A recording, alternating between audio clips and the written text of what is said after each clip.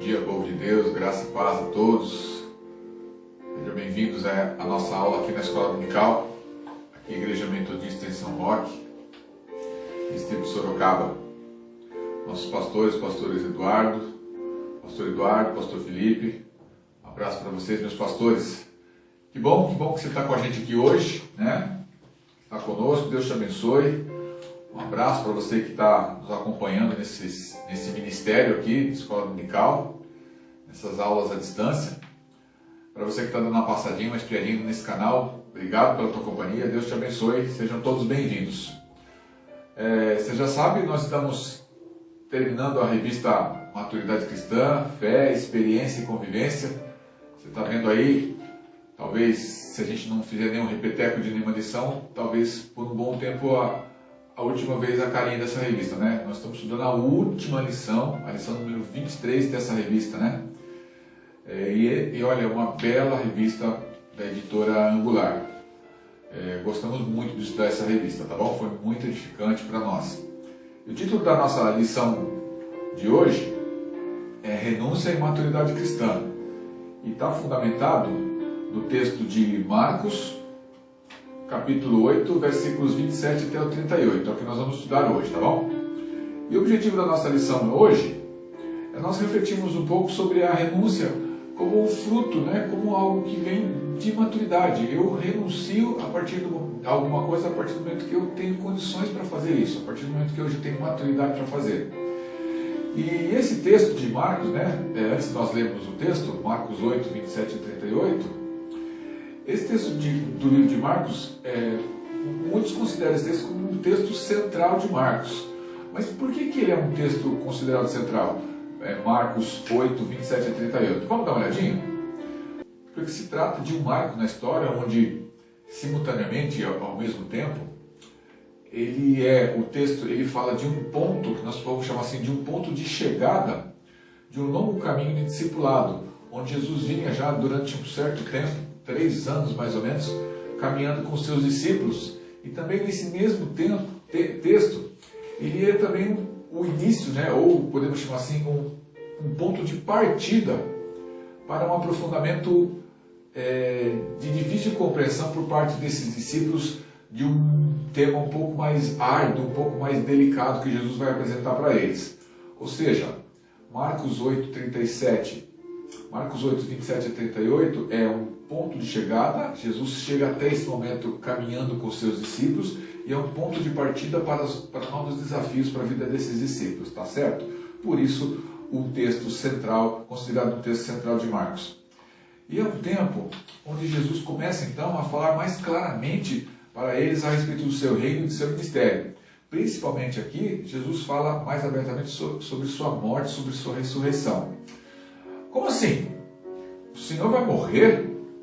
Não vai não. Eu dou a minha vida, mas o Senhor não vai morrer. Palavras dos discípulos, né? Fácil? Não mesmo. Então, assim, nesse pedaço, nesses 12 versículos de Marcos 8, 27 e 38, vamos chamar assim, nesta perícope, né? A gente já fala um pouquinho o que significa perícope, né? Então, nesta perícope, pela primeira vez, presta atenção nisso, né? Pela primeira vez, um discípulo de Jesus responderá a pergunta fundamental: quem é Jesus? E o seu discípulo então responde: o Senhor é o Cristo. Como assim, pela primeira vez? Isso mesmo, né? Pela primeira vez. Até esse momento na história, somente os demônios tinham afirmado, por incrível que pareça, que Jesus é o Cristo. Jesus não tinha feito essa pergunta, indagado essa pergunta a ninguém, a nenhum discípulo ainda. E nenhum discípulo havia dito isso para ele ainda. Mas os demônios, né, como sabiam quem era ele, sempre que Jesus só se aproximava deles, né? Vamos ver um pouco disso em Marcos 1, versículo 24, Marcos 3, versículo 11 e Marcos 5, versículo 7. Tá? Dê uma lida lá, eu vou ler um desses para a gente, tá? Está aqui pertinho da gente, Marcos 1, versículo 24. E logo apareceu na sinagoga um homem possuído de espírito imundo, o qual gritou: o que você quer conosco, Jesus Nazareno? Você veio para nos destruir? Sei muito bem quem você é, o Santo de Deus. Então é isso, né? Em outros dois textos você vai ver a mesma coisa. tá? No entanto, mesmo o reconhecendo como Filho de Deus, como Cristo, né, sempre esses demônios foram repreendidos por Jesus. Afinal, como a gente vai ver um pouquinho mais para frente no nosso estudo, de uma maneira mais profunda, não basta afirmar esta verdade, mas crer nela com todo o coração. Isso é necessário. E permitir que essa verdade produza vida para as pessoas, a partir de dentro, né? Fluindo de dentro para fora, modificando drasticamente a nossa vida, convertendo-nos se for necessário assim, tá bom? Então, também aos discípulos de ontem e de hoje, não basta afirmar Ele é o Cristo. É preciso compreender que tipo de Cristo, né, é Jesus e a que tipo de segmento Ele está nos convidando a ir. Perícope, então, como eu falei, né, vamos abrir um pequeno parênteses aqui para falar um pouquinho sobre o que é uma perícope. Trata-se de um termo grego que significa cortar ao redor, isto é uma parte destacada de um texto para ser analisada e estudada em separado, é um recorte, tá? Mas a gente quer deixar claro aqui, lembrando que não se trata de um recorte simplesmente. No nosso caso, por tratar-se de um estudo da Bíblia, um estudo bíblico, precisa ser um conjunto de versículos, então, que formam uma unidade ou um pensamento coerente, que seja carregado, né, este recorte, de sentido e de significado. Isso é uma perícope, ok? Vamos lá então, fundamento bíblico por dentro do assunto, contextualização. O texto de Marcos vai chamar nossa atenção por falar um pouco do caminho, né? Então, o que é no caminho, caminhando, andando próximo a Jesus? Sempre quando a gente fala no caminho, não é só a expressão caminhando, andando em movimento, mas é caminhando junto, caminhando próximo, seguindo os conselhos, seguindo as orientações, tá bom? É isso aí. O cenário literário apresentado aqui, nesse texto de Marcos, cenário escolhido, e aí eu chamaria assim, somente as coincidências de Jesus mesmo para que isso aconteça, é a Cesareia de Filipe, ao norte da Galileia, ou seja, a mesma Cesareia, a mesma Galileia onde tudo começou. Você pode ler isso, o texto está indicado para você aí, em Marcos 1, de 14 a 20. Mas eu vou ler somente o versículo 14, tá? Para a gente se situar aqui e não ficar perdido no tempo. O começo do ministério na Galileia, Marcos 1, versículo 14. Depois de João ter sido preso, Jesus foi para a Galileia pregando o Evangelho de Deus. E ele dizia, o tempo está cumprido e o reino de Deus está próximo. Arrependam-se e creiam no Evangelho. Depois aí ele continua chamando os 4 primeiros discípulos e assim ele começa o seu ministério aqui então na Galileia. Eu li somente o versículo 14, mas depois você lê, para ficar melhor entendido e compreendido, Marcos 1, 14 a 20, para você entender que ele estava nesse momento na Galileia onde tudo começou. O contexto histórico então desse recorte, desses 12 versículos que nós estamos vendo aqui. Como nós lemos, né, João Batista foi preso por Herodes, que juntamente com todos os chefes religiosos de Israel naquela época, eles temiam a sua popularidade, a popularidade de João Batista, e temiam também aquilo que João fazia. João vivia contestando o que Herodes estava fazendo, né, o seu sistema opressor sobre o qual o povo daquela época estava vivendo. Então, após a prisão de João Batista, Jesus retorna a Galileia, que é um território predominantemente gentílico, de pessoas não convertidas, não judias, não judeus no caso, tá? Aí Jesus desenvolve o seu ministério, aí na Galileia, né? Com o mesmo anúncio de João Batista.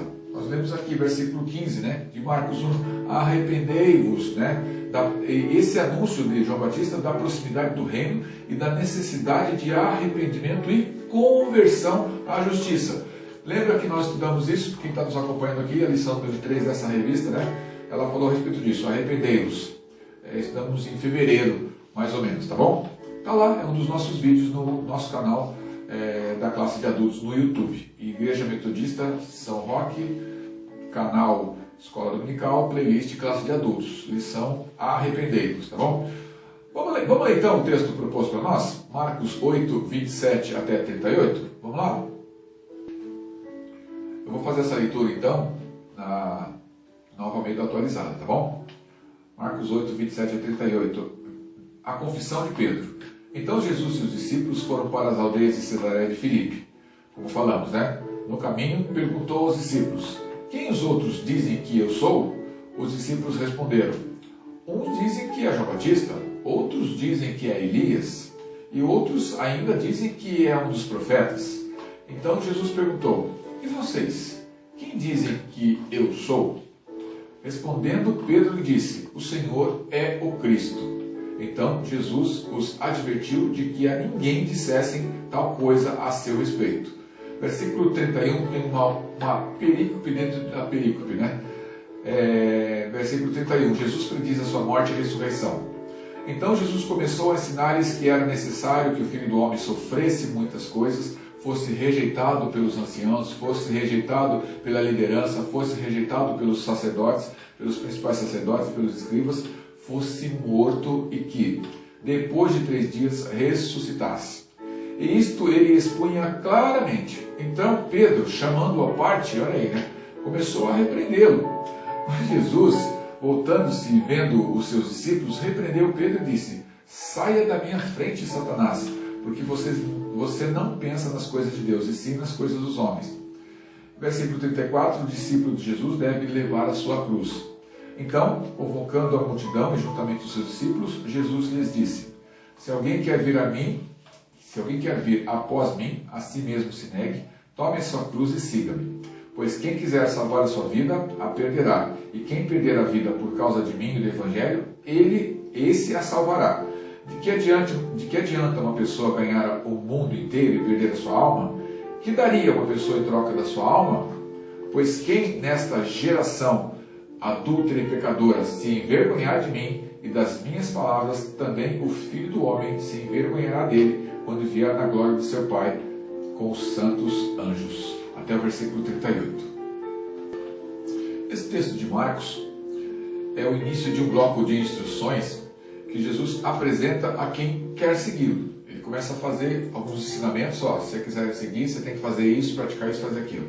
Essas instruções, elas vão se estender, se a gente olhar claramente, mais aprofundadamente no livro de Marcos, até o capítulo 10. E é assim mesmo que Jesus faz. Enquanto caminha para Jerusalém, ele persiste no seu característico, no seu peculiar exercício de educar as pessoas que caminham com ele. Dessa vez, ele vai preparando essas pessoas então para os acontecimentos que estavam por acontecer. Que acontecimentos eram esses? Sua morte e sua ressurreição também.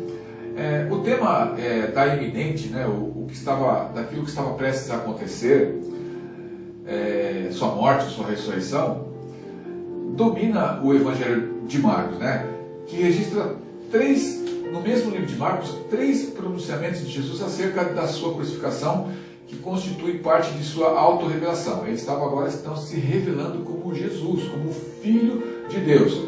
A gente vai encontrar esses pronunciamentos de Jesus em Marcos 8:31. Nós lemos esse versículo, é o texto que nós estamos estudando. Em Marcos 9:31 e em Marcos 10, versículos 33 e seguintes.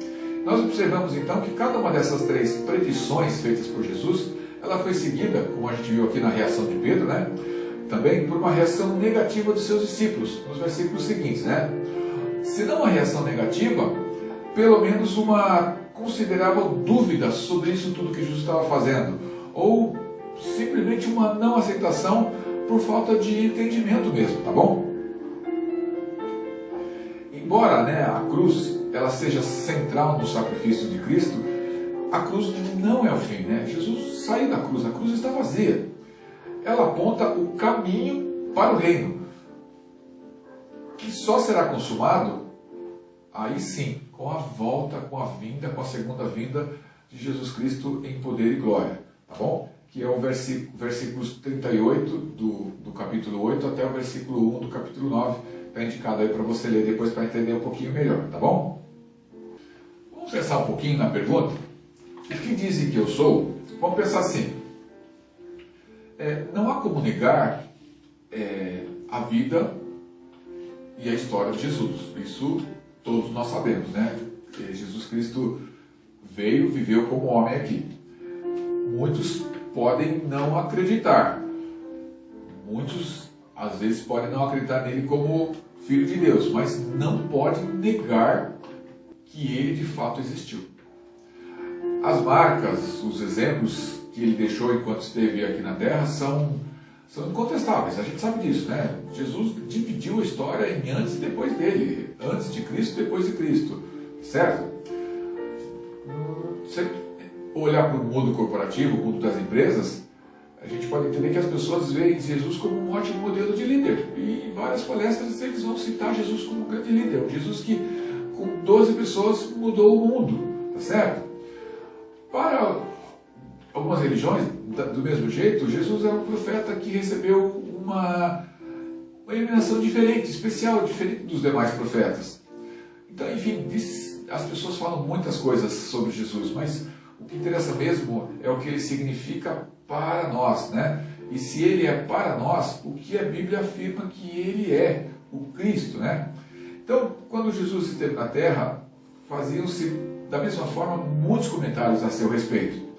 As pessoas especulavam sobre quem ele seria e assim surgiu de tudo um pouco, né? Quando os discípulos foram questionados, Pedro respondeu categoricamente no versículo 29, tu és o Cristo, o Filho de Deus.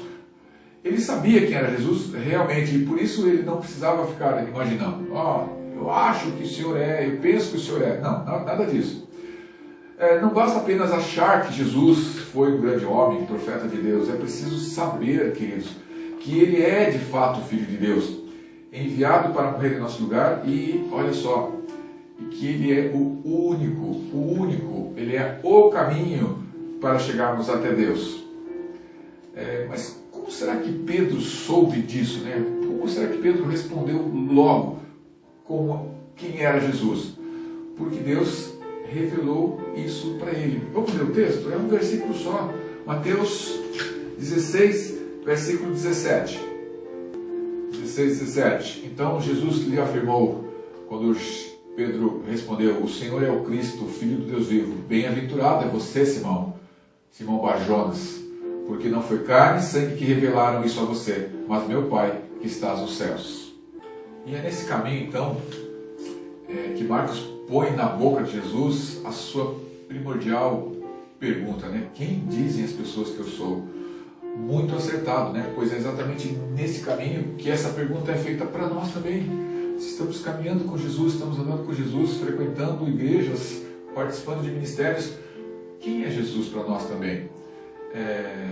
Essa pergunta jamais pode responder aqueles que somente acompanham Jesus de longe, ou acompanham os seus passos, né? Ou que simplesmente o observam, mesmo com, eu diria assim, um alto grau de curiosidade. É preciso muito mais do que isso, né? Para responder essa pergunta, tu és o Cristo, é preciso estar caminhando com Jesus, é preciso estar seguindo as pegadas de Jesus, é preciso estar andando por Ele anda e finalmente é preciso estar convivendo, é preciso estar se relacionando com Ele. Somente no caminho, então, essa pergunta faz sentido, né? Fora do caminho, de novo, né? O que é o caminho? É andar com Jesus, estar com Jesus, relacionar-se com Jesus, estar próximo a Ele.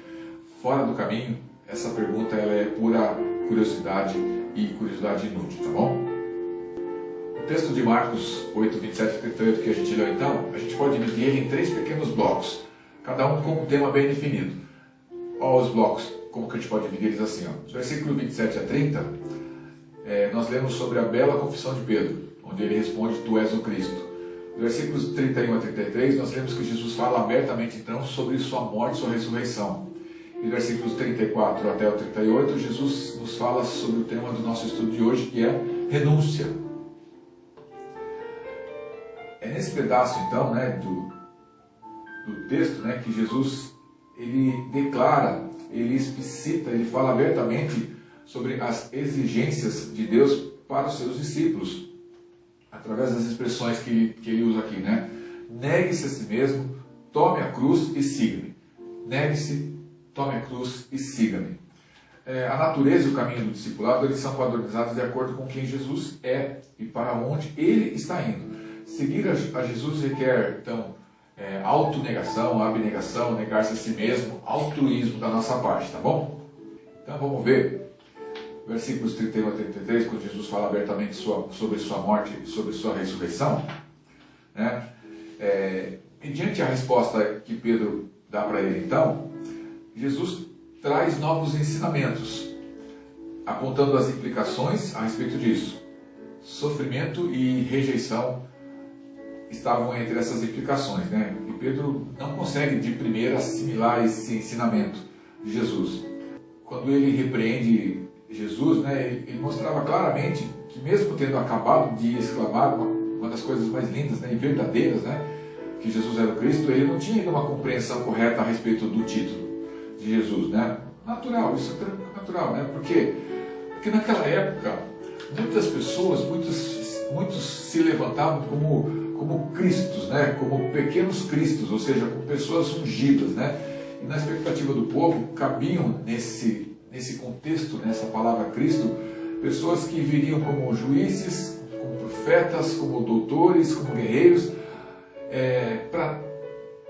para atender um sonho, uma necessidade do povo de se libertar da vida que viviam naquela época, né? Mas nunca, né? Embora a lei estivesse escrita, embora a profecia estivesse colocada para eles, nunca eles iam imaginar que um Cristo viesse, um Cristo que assumisse a condição de servo a ponto de morrer, né? A ponto de morrer por eles. E mesmo diante da incompreensão de Pedro, Jesus o educa, Jesus ele fala com Pedro, ele ensina Pedro, ele corrige Pedro e aproveita para ensinar também a multidão sobre uma verdade que aqui é crucial para quem desejasse permanecer com ele. E que ensinamento é esse? Se alguém quer vir após mim, negue-se a si mesmo, tome a sua cruz e siga-me. Nessa proposta, né, dá para entender assim que Jesus está propondo algumas trocas radicais, né, com as pessoas ali da época, né? Você vai trocar o seu triunfo por renúncia, você vai trocar a sua tranquilidade por tribulações, certamente isso vai acontecer. Você quer trocar a sua autopromoção por negação própria? Você quer trocar as suas perdas materiais por ganho espiritual? Trocas todas chamadas e consideradas difíceis, né? Mas que levariam seus discípulos naquela época, a um ganho inestimável. O que eles ganhariam com tudo isso? Simplesmente o reino de Deus. Por quê? Porque todos os dias nós estamos ocupados com a nossa família, nosso trabalho, nossos estudos, nosso lazer, nosso compromisso na igreja, com os amigos, com viagens e muitas outras coisas que nos ocupam o dia todo. Normalmente nós fazemos planos para a nossa vida e é importantíssimo que nós façamos. Estrategicamente, todos nós procuramos, né, traçar qual será a nossa profissão, que negócio nós faremos hoje, que negócio nós faremos amanhã, quais os cursos serão necessários para nós nos formarmos, qual a profissão que vamos escolher, o que pretendemos estudar e tudo mais, né? Fazemos planos também para onde viajaremos, nas nossas férias, com a família, e quais bens vamos adquirir e tudo mais. Excelente! Planos, planejamento são perfeitos, né? Mas e a nossa alma, né? Como vai? O texto, Jesus, ele trata desse assunto, né? Que adianta o homem ganhar o mundo inteiro e perder a sua alma? Queridos, lindas, não é errado fazermos planos. Na verdade, é muito bom ter uma direção a seguir, muito bom saber o que fazer. Isso não é problema algum, né? Muitas vezes nós sabemos o que queremos em todas as áreas da nossa vida. O que nós vamos comprar, construir, quantos filhos teremos, que qualificações almejamos, mas todos esses planos, eles têm uma data limite, né? Eles têm um limite, têm um prazo de validade. E esse prazo de validade, ele expira quando terminar a nossa vida aqui, né? Quando nós, no dia da nossa partida deste mundo.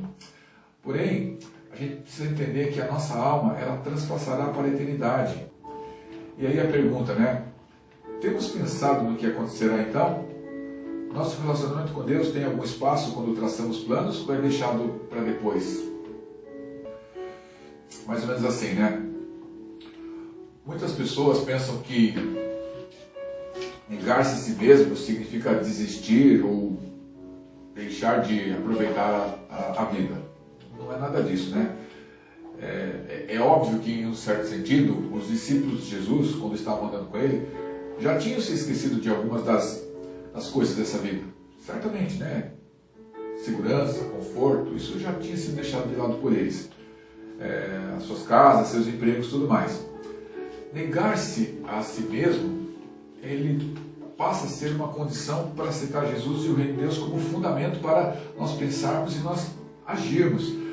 Negar-se a si mesmo significa que nós precisamos abrir espaço na vida para que o Senhor entre, né? Como diz aí um autor alemão, Uwe Wegner, né? O nome dele está aí. Não fazer, negar-se a si mesmo é não fazer as coisas do nosso querer, mas as coisas que Cristo e seu Espírito querem que façamos. As coisas que são necessárias fazer para que o reino de Deus cresça e se multiplique. Negar-se a si mesmo é, por amor de Cristo, estar disposto a perder todas as coisas e considerá-las como refúgio para conseguir Cristo. Vamos ver? Filipenses 3, versículo 8. Na verdade, considero tudo como perda, por causa da sublimidade do conhecimento de Cristo Jesus, meu Senhor. Por causa dele, perdi todas as coisas e as considero como lixo para ganhar a Cristo. É isso. Assim como esse autor que nós citamos, cujo nome está aí, né? Depois se você quiser procurar um pouco, pesquisar um pouco sobre ele, né? É uma referência que a revista trouxe para nós. John Wesley, em seu sermão A Negação de Si Mesmo, ele explica isso, né? Que a vontade humana, que a nossa vontade, ela é um caminho diverso, diferente da vontade de Deus e oposto a ele, né? Assim, não é possível nós seguirmos os dois caminhos ao mesmo tempo. É preciso fazer uma escolha: seguir os caminhos de Deus ou seguirmos a nossa vontade. E ele adverte-nos, né, John Wesley, que se nós seguirmos a nossa vontade própria em tudo, nós avançamos na perfeição da nossa vontade. E assim, satisfazendo a nossa vontade, nós aumentamos progressivamente a corrupção da nossa natureza. John Wesley, no seu sermão, né, A Negação de Si Mesmo. E Wesley, ele vai trazer algumas outras considerações sobre as expressões negue a si mesmo e tome a sua cruz. Quando ele fala, ele explica a respeito desse texto, negue a si mesmo, Wesley está dizendo assim que nós devemos negar a sua própria vontade, todas as coisas, pequenas e grandes, mesmo prazerosas sem cessar. Quando nós falamos tome a sua cruz, Wesley nos ensina que nós devemos abraçar o quê? Tomar a cruz é abraçar a vontade de Deus, mesmo que essa vontade seja dolorosa diariamente, a cada hora, sem cessar. Segundo Wesley, somente assim nós poderemos seguir em santidade para a glória. É isso, né? E, normalmente nós imaginamos que ainda vamos ver muito tempo nessa terra, né? Eu posso deixar essas coisas da alma para depois, né? Imaginamos que teremos ainda muitos anos de vida pela frente e futuramente, daqui a pouco, quando eu estiver mais velho, eu vou me preocupar com aquilo que é espiritual. Entretanto, nós não sabemos quantos dias ainda nós vamos viver nessa terra, primeiro, né? E nem quando Jesus Cristo voltará. O que o texto de Marcos deixa claro para nós é que um dia ele virá na glória do seu Pai. Nós lemos aqui, né? Tudo que conquistamos neste mundo não vai importar mais nada, né? Somente a nossa posição diante de Deus é que terá valor. E é isso, né? A nossa posição diante de Deus, nosso caminhar com Jesus, é isso que define o que acontecerá com a nossa alma na eternidade. Quem vive com Deus aqui continuará vivendo com Ele no céu, no paraíso.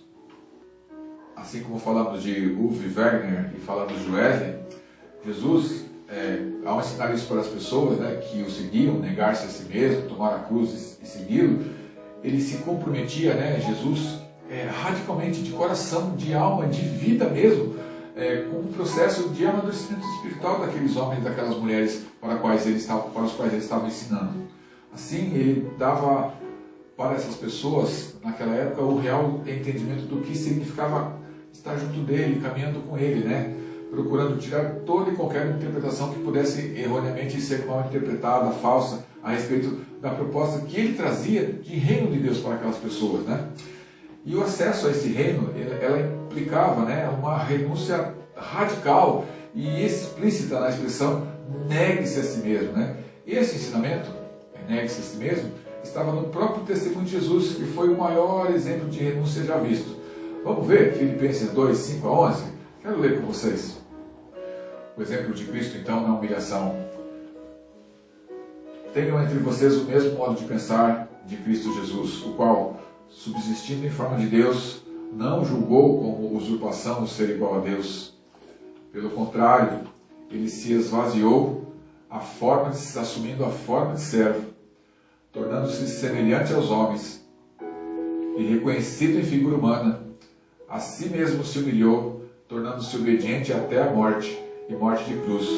Por isso, também Deus o exaltou sobremaneira, e lhe deu o nome que está acima de todo nome, para que ao nome de Jesus se dobre todo o joelho, nos céus, na terra e debaixo da terra, e toda língua confesse que Jesus Cristo é Senhor, para a glória de Deus Pai. Filipenses 2, 5 a 11. Como falamos aqui, o próprio Jesus deu o maior exemplo de renúncia já visto. Amém? Então, tomar a cruz pode ser uma expressão que nós podemos, pode ser usada no sentido literal e no sentido figurado, porque a cruz, na época de Jesus, ela era um instrumento de tortura, ela era um instrumento de morte, né? Por meio desta imagem que Jesus fala então para os seus discípulos, e eles entendiam perfeitamente isso, porque viviam isso naquela época, né? A questão da tortura, da morte de cruz, ele prepara os seus discípulos para enfrentarem literalmente a morte, né? E até se considerarem já mortos em relação ao mundo e a si mesmos, né? Essa expressão, tomar a cruz, ela também pode representar as adversidades e sofrimentos que podem vir quando nós fazemos a escolha de fazer a vontade de Deus. Ela diz respeito então ao preço que nós vamos pagar para e por seguirmos a Jesus. Aqui então já no sentido, tomar a sua cruz no sentido figurado. E sobre isto, Wesley afirma que o tomar não difere quase nada de suportar a sua cruz, né? Precisamente se diz que suportamos a nossa cruz quando sofremos com humildade e resignação, ou seja, quando sofremos com calma, quando sofremos com equilíbrio, o que é posto sobre nós, sem escolha da nossa parte, ou seja, eu não escolhi estar passando por isso, mas isso está acontecendo comigo, como é que eu vou passar? Né? Resmungando, na verdade, como que é? Murmuração ou lamento? É isso, né? Eu vou murmurar simplesmente ou eu vou lamentar e colocar aos pés do Senhor isso que está acontecendo comigo? É isso, meus queridos. Então, importa, pois, a todos nós, discípulos do Senhor, tomar a sua cruz, assim como também suportá-la. Amém? E isso é renúncia. Isso é renúncia, né? Nossa lição hoje, né? Renúncia e maturidade cristã. Então, se isso é renúncia, sendo a renúncia a sujeição da nossa vontade à vontade de Deus, né? Quando nós submetemos à vontade de Deus, o que essa renúncia exige, né? Exige renunciar ao pecado, ou seja, renunciar às coisas que nós achamos ter o direito de fazer, mas que sabemos que desagradam ao nosso Deus, que desagradam ao Senhor. Exige perdoar as pessoas que nos ofendem, né? Temos falado disso quase que constantemente aqui, né? Esse tipo de renúncia, quando nós perdoamos as pessoas, passa pela entrega das nossas causas a Deus. Ó Senhor, cuida disso para mim, toma conta disso para mim, confiando que Ele tem a melhor resposta para todas elas, né? O que significa renúncia? Significa renunciar ao direito de reconhecimento. E aí é interessante, né? Quando nós servimos a Cristo, nós fazemos tudo para Ele. Então, nós não nos vamos mover por elogios ou pela falta deles. Não é por sermos elogiados que vamos continuar caminhando, ou é por deixarmos de ser elogiados que vamos deixar de fazer alguma coisa. Apenas nós servimos o Senhor Jesus. Então, o que exige a renúncia? Exige então nós nos sujeitarmos às autoridades também. Desde que isso não signifique agir contrariamente à palavra de Deus, precisamos respeitar as autoridades por amor a elas? Não, por amor ao Senhor. E a disposição então de morrer por Jesus se manifesta na determinação de que nós vivemos por Ele e para Ele, né? Porque dele, por Ele e para Ele são todas as coisas, né? A pessoa que perde a sua vida por amor a Jesus, ela encontra a vida em abundância oferecida por Jesus, que não significa aí, entenda isso, né? Uma vida livre de problemas, uma vida isenta de experiências negativas, mas a experiência de termos as nossas necessidades, todas elas supridas em Cristo, e encontrarmos forças sempre para a superação desses obstáculos, como o quê? Como a vontade de Deus, ao reino espiritual que o Senhor tem preparado para cada um de nós. Chegando então, próximo ao nosso encerramento então, queridos, queridas, Hoje, muitas pessoas, e nós devemos nos relacionar com boa parte delas, com uma boa parte delas, afirmam que sabem que Jesus é o Filho de Deus, porque alguém contou isso para eles, alguém contou isso para elas leram isso em algum lugar, elas ouviram uma mensagem que dizia isso. Legal. Mas não basta saber simplesmente, né? É necessário ter uma experiência com Jesus e descobrir por si mesmo, né? Cada um por si mesmo, que ele realmente é quem ele afirma ser, né? Quem é Jesus para você? É apenas um homem exemplar, que deu exemplo, que teve uma vida diferente, diferenciada? Ou é aquele que realmente faz a diferença na sua vida? Quem é Jesus para você? Crer que ele é o Filho de Deus significa, preste atenção, entregar sua vida por completo aos cuidados dele e crer nele, para experimentarmos então vida nova. Uma vida nova agora, as ministrações do pastor Eduardo, né? Tomar posse agora, e uma vida eterna com ele no céu também. Olha que lindo. Então, ao renunciarmos a nossa vontade para seguir a vontade de Jesus, as nossas perdas elas se tornam lucros. Nós lemos isso no versículo 35. A renúncia em Jesus Cristo, ela não é um ato de mutilação, o autoflagelo. Deus não é cruel a ponto de exigir isso de ninguém, acredite nisso, né? Ela é, acima de tudo, renunciar ela é um convite para nós, né? Para uma vida diferente. Uma vida diferente que é abandonarmos o nosso egoísmo para servirmos a Deus, presta atenção, né? Com a possibilidade também de servir as pessoas, experimentando então assim o valor de uma espiritualidade comunitária e de serviço aos outros. E no caminho dessa maturidade cristã, a renúncia ela é um passo, mas ela não é o único passo a ser vivenciado no processo que nós temos de seguimento de Jesus. Junto a ela é preciso tomar a cruz, né? Junto à renúncia é preciso tomar a cruz, que seria como se fosse abraçar o projeto de Deus e seguir a Jesus, né? Então, negar-se a si mesmo é renunciar, é o primeiro passo. Tomar a cruz, que é abraçar o projeto de Deus para a nossa vida, para a nossa igreja, para o nosso ministério, e seguir a Jesus. No entanto, é a renúncia que nos dará condições de prosseguir para os demais movimentos. Ela é o primeiro passo, digamos assim. Se a maturidade torna a renúncia mais fácil, né? Por outro lado, o exercício da renúncia ela é uma condição fundamental para que nós possamos crescer e amadurecer na fé. Concluindo então, meus queridos, quem é esse Jesus para nós, né? É o Cristo, sim, declara a Bíblia, assim nos ensina a nossa fé, mas que Cristo é Ele, né? Certamente não será o Messias, não será o João Batista, não será o Elias, que nos isenta das dificuldades do segmento do chão duro, do discipulado da história, não, a caminhada, né? No caminho, caminhando com o Senhor, enfrentando as pedras, superando as pedras, né? Pelo contrário, Jesus ele é o Cristo que ele vai à frente, né? No caminho, ensinando-nos a fidelidade, uma fidelidade sustentada, e eu diria aqui, firmemente, fielmente, até as últimas consequências com Ele. Isso é, digamos assim, inquietante, né? Mas é bem o quadro messiânico proposto por Marcos no seu Evangelho, né? No seu Evangelho. Para finalizar, né? Definição de renúncia, né? Renunciar tem significado de abandonar, de rejeitar.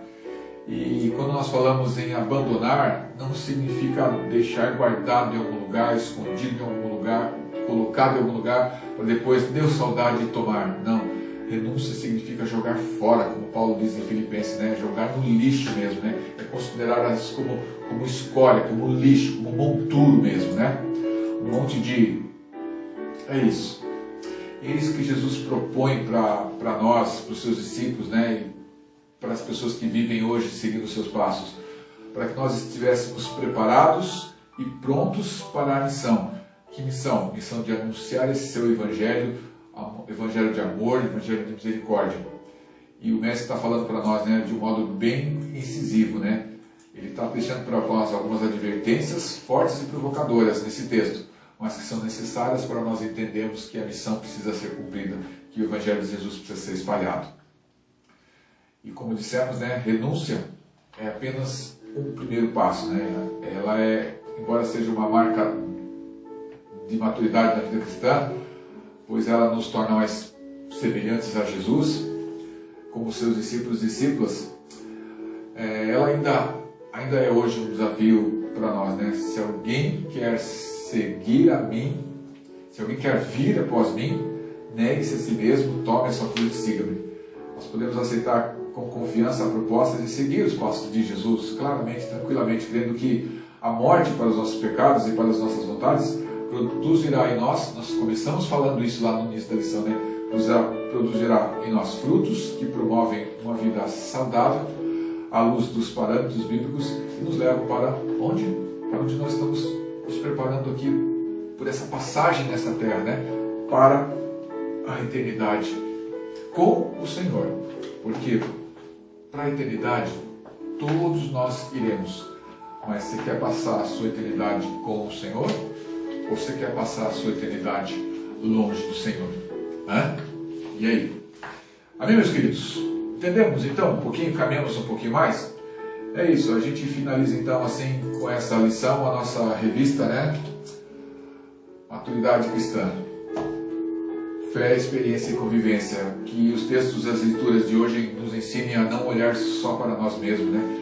Que o estudo da palavra de hoje ela possa produzir frutos na nossa vivência no dia a dia e nos prepare para o serviço, para servirmos ao nosso próximo, né?